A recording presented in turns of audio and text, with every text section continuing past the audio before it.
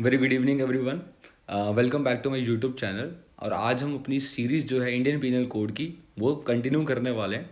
और आज का जो टॉपिक है हमारा वो है wrongful restraint and wrongful confinement. Section 339 से लेकर सेक्शन 348 तक इसके अंदर कवर अप होते हैं। बहुत आसान सा टॉपिक है, ज़्यादा मुश्किल टॉपिक नहीं है। ठीक है, तो शुरुआत करते हैं। देखो, सेक्शन 339 के बारे में बात करते हैं सबसे पहले। तो whoever voluntarily obstructs, पहले तो इसके बारे में बात करते हैं। देखो, जो शब्द है voluntarily, आपको पता है इसके ऊपर एक प्रिंसिपल है, an act is not mine if it is not voluntarily, if it is not voluntarily। voluntarily की डेफिनेशन में हम देखते हैं तो हमारे पास या तो इंटेंशन होती है, या नॉलेज होती है, या फिर रीज़न टू बिलीव होता है। ठीक है, तो इनमें से आप कोई भी आप अपना यूज़ कर लो, वॉलंटरली के अंदर कवर हो जाता है। ओके, अब शब्द आता है ऑब्स्ट्रक्शन। का मीनिंग क्या है? ऑब्स्ट्रक्शन का मतलब, देखो, ऑब्स्ट्रक्शन यहाँ पे जो वर्ड ऑब्स्ट्रक्शन है उसका मतलब है फिजिकल ऑब्स्ट्रक्शन। फिजिकल ऑब्स्ट्रक्शन, और ये फिजिकल ऑब्स्ट्रक्शन जो है वो हमारी अनलॉफुल ऑब्स्ट्रक्शन है। आपके पास कोई भी लॉफुल रीजंस नहीं है जिसमें आप उसको ऑब्स्ट्रक्ट कर सको। ऑब्स्ट्रक्शन के अंदर आप क्या कर सकते हो? How you can do this obstruction? You can do it in a 2 ways। ठीक है, number 1, you can use the physical force,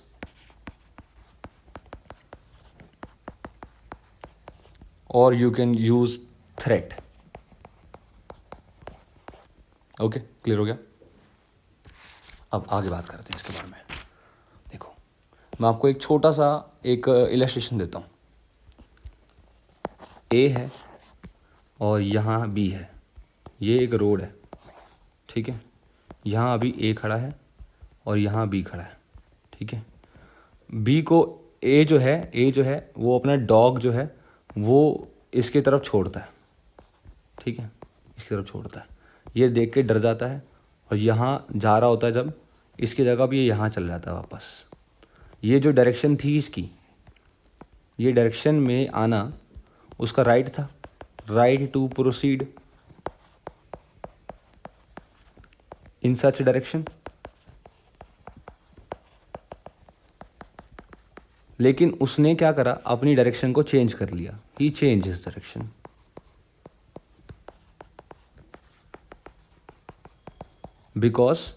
because a unlooses his ferocious dog।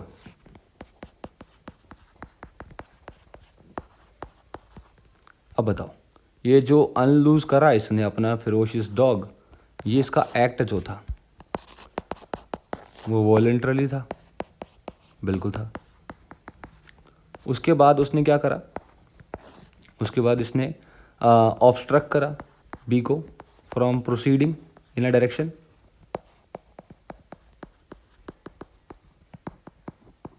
In a direction, yes, दोनों चीज़ें हो गई, ठीक है। बी के पास right था, यहाँ बिल्कुल था। तो अब बी ने अपनी डायरेक्शन चेंज कर दी, हाँ कर दी। तो hence we can say that A's act is voluntarily done, voluntarily wrongful restraint. बस इतना ही है। देखो, whoever voluntarily obstructs any person so as to prevent that person from proceeding in any direction, ठीक है, in which that person has a right to proceed, the person must be having the right to proceed, is said to wrongfully to restrain that person। Okay, अच्छा, अब exception की बात करते हैं।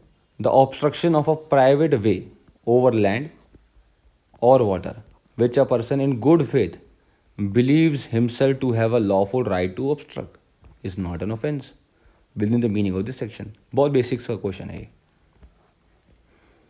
ये मान लो मेरी प्रॉपर्टी है, ठीक है, यहाँ पर एक रोड है, ठीक है, और यहाँ पर भी एक रोड है, ठीक है। अब यहाँ से ए क्या करता है, ए इसको यहाँ जाना है, ठीक है, ये मेरा गेट खुलवाता है और इस वाले गेट से यहाँ से शॉर्टकट से निकल जाता है, ये शॉर्टकट से निकल जाता है, ऐसे निकल रहा है, ठीक है। अब आप मुझे बताओ कि क्या मेरे पास राइट नहीं है, मैं इसको ऑब्स्ट्रक्ट करूँ यहाँ पे, मैं इसको ऑब्स्ट्रक्ट करूँ यहाँ पे, don't go, I will obstruct him, don't go, तो I have a lawful right of obstruction, है ना, टू प्रिवेंट बी। तो मैं क्या गुड फेथ में जब इसको रोक रहा हूँ मैं लायबल होऊंगा? No, I won't be liable for wrongful restrain. Clear हो गया यहाँ तक? अच्छा, आगे बात करते हैं।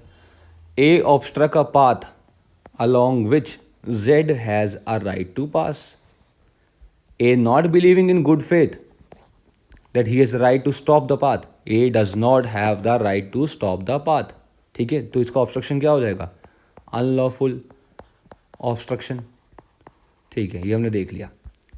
अपना Z के पास क्या है? राइट है पास करने का, बिल्कुल सही है। आगे क्या है? Z is thereby prevented. Okay, he is being prevented from passing to move in a certain direction. Hence A wrongfully restrains Z. अच्छा, ये तो आपको चलो बेसिक से एग्जाम्पल। अब बात करते हैं और एग्जाम्पल्स के बारे में। ए जो है वो एग्जाम्पल, ये रोड है, ठीक है, यहाँ से गाड़ी आ रही है। ए क्या करता है? जानबूझ के अपनी भैंसों को, बकरियों को यहाँ पे रख देता है, ठीक है, जिसकी वजह से यहाँ की जो गाड़ियाँ हैं वो यहाँ रुक जाती हैं और आगे प्रोसीड नहीं कर सकती। तो ए ने क्या करा? ए का क्या था? अनलॉफुल था, वॉलंटरली था और ऑब्स्ट्रक्शन भी हो गया। इनके पास राइट था प्रोसीड करने का, बिल्कुल था। तो अब ए का एक्ट माना जाएगा voluntarily wrongfully restraining him, wrongful restrain. Clear हो गया? चलिए आगे बात करते हैं नेक्स्ट इलस्ट्रेशन के बारे में।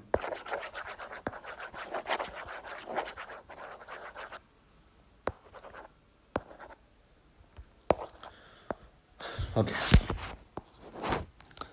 ए जो है वो क्या करता है? ये रोड है, ठीक है, ये पाथवे एक, वो यहाँ पे एक रोड वो बना देता है, जागरण खड़ा कर देता है या कुछ भी कह लो, और इसके ऊपर इसका परमिट भी नहीं होता, ठीक है। ये जो ऑब्स्ट्रक्शन है ये हमारी क्या है? ये है हमारी रॉन्ग, अनलॉफुल। अब अनलॉफुल ऑब्स्ट्रक्शन तो है, लेकिन आप क्या कर रहे हो? बी को राइट टू प्रोसीड भी, ये भी देखना होता है, राइट टू प्रोसीड ये भी आप इसका रोक रहे हो, ठीक है, you are curtailing his right, तब आप रॉन्गफुल रिस्ट्रेन में लायबल हो जाते हो। अच्छा, आपने फर्जी पिक्चर देखी है? फर्जी मूवी में जो सीरीज़ है अपनी, वो क्या करते हैं? ये रोड है, यहाँ से कार आ रही हैं, ठीक है, यहाँ पे आपकी गाड़ी है, आप यहाँ से नोट उड़ाते हो, पैसा उड़ाते हो, ऑब्स्ट्रक्शन तो ये भी है, ये रुक रहे हैं, ठीक है, तो ये इसका चार्ज अलग है। ऑब्स्ट्रक्टिंग अ पब्लिक हाईवे ये अलग चीज़ है, ऑब्स्ट्रक्टिंग अ पब्लिक हाईवे, ठीक है। आपकी इंटेंशन इनकी राइट टू प्रोसीड रोकने की नहीं है। यहाँ पे राइट टू प्रोसीड रोकने की अगर आपकी इंटेंशन होती तब आप रॉन्गफुली रिस्ट्रेन का चार्ज लगाते, लेकिन यहाँ पे आप ऑब्स्ट्रक्शन क्रिएट कर रहे हो पब्लिक हाईवे पे और इनकी लाइफ जो है इंडेंजर कर रहे हो, इसलिए इसका अलग चार्ज लगता है, ठीक है। ये इसके अंदर नहीं फॉल करेगा। रॉन्गफुल रिस्ट्रेन में केस में फॉल करवाने के लिए आपके पास एक तो ऑब्स्ट्रक्शन करना चाहिए, और ऑब्स्ट्रक्शन का जो कॉजल कनेक्शन है वो है राइट टू प्रोसीड को रोकना, ठीक है, in which that person has a right to proceed, ठीक है। Whoever voluntary obstruct so as to, ये सो एज टू जो है ना, ये आपका मेन है कि आपका मेन जो एक्टस रेस होना चाहिए, you are preventing that person from proceeding in a certain direction. ठीक है, अगर आपका ये नहीं है तो फिर आप रॉन्गफुल रिस्ट्रेन के अंदर लायबल नहीं होगे, क्योंकि आपका मेन एजेंडा होना चाहिए ये to prevent that person from proceeding in any direction. ठीक है, द मेन इंटेंशन। क्लियर है। अगर हम बात करें ऑब्स्ट्रक्टिंग के बारे में, तो उसका जो सेक्शन है हमारा ऑब्स्ट्रक्टिंग का, वो एक बार चेक कर लेते हैं। हाँ जी, तो ये है हमारा सेक्शन 283, डेंजर और ऑब्स्ट्रक्शन इन पब्लिक वे और द लाइन ऑफ नेविगेशन। ठीक है, 283 को आप खोल लो। सेकेंड 283 देखो, whoever by doing an act or by omitting to take order with any property in his possession or under his charge causes danger, causes obstruction to any person in any public way or public line shall be punished with fine which may extend to 200 rupees। तो just obstruction, mere obstruction जो है does not amounts to wrongful restraint। ठीक है, it must be done with the intention of preventing a person from proceeding in any certain direction. Clear है। चलो, ये हमारा topic जो है कवर हो जाता है। अच्छा, मैं आपको एक और कुछ इलस्ट्रेशन पूछता हूँ, आप मुझे बताना कि यहाँ पे जो है रॉन्गफुल रिस्ट्रेंट लगेगा या नहीं लगेगा। ए जो है उसने एक प्रॉपर्टी जो है वो बी से ऑन रेंट ली है। ठीक है, अब ए जो है वो मार्केट में शॉपिंग पे जाता है, लॉक लगा के जाता है, शॉपिंग पे जाता है। बी जो है घर पे आता है और इस लॉक को अपने लॉक से बदल देता है। अब ये घर पे लॉक्ड हो गया। B lock his house because A was not paying rent. ऐसे केस में क्या बी रॉन्गफुली रिस्ट्रेन कर रहा है ए को? आंसर है yes, because B has not taken due course of law. Hence his obstruction is not lawful. Therefore, his case will not come under exception। Okay, अच्छा अगला सुनो। ए जो है वो एक टेरिस पे जाता है, ये लैडर से यहाँ पे, और ये जो है यहाँ पे टेरिस पे जाता है। ठीक है, यहाँ पे ए आ गया। अब क्या करता है बी क्या करता है, इस लैडर को उठा ले जाता है। तो ये लैडर जो है अब चली गई है, अब ये लैडर नहीं रही। तो अब मुझे बताओ, क्या बी जो है वो रॉन्गफुल रिस्ट्रेन कर रहा है इसको? देखो, अब आपका कहना होगा कि बी तो जो यहाँ पे बाउंड्रीज़ हैं, ये बाउंड्रीज़ में कन्फाइन कर रहा है इसको, क्योंकि यहाँ पे जो रास्ता है उसका वो नीचे आ नहीं सकता, तो ये कन्फाइंड हो गया, तो रॉन्गफुल कन्फाइनमेंट होना चाहिए। आंसर इसका रॉन्गफुल रिस्ट्रेन ही है, क्योंकि बी की इंटेंशन क्या है? बी की इंटेंशन क्या है? To prevent A from proceeding in a direction.